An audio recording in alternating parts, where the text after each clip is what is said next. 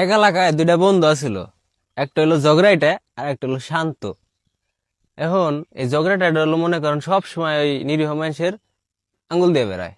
যাই হোক, দুইটা মিলে এক জায়গায় বয়ে রইছে। জগরাইটা কইতাছে, কয় দোস্ত আমরা দুইজনই তো বেকার, চল আমরা কোনো ব্যবসা বাণিজ্য করি গে। এখন ওই শান্তটা কইতাছে, কয় না রে, তুই যে যাওরার যাওরা, যে পুংটার পুংটা, তোর হাতে তো আমি ব্যবসায় যামুই না। তুই ব্যবসায় লাল বাত্তি জ্বালাই লাবি, তুই একা একা ব্যবসা করে গা। এখন যাই হোক, এই কথা কইছে, জগরেটা রাগ মাগ কইরা চলে গেছে গা।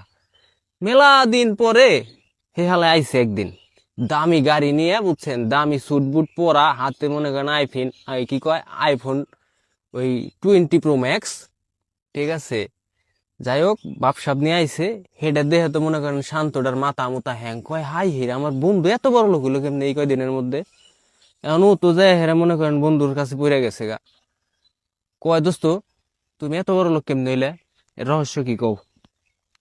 এখন এই ঝগড়াটা কইতাছে, কয় দোস্ত সবই ধৈর্য, ধৈর্যর খেলা।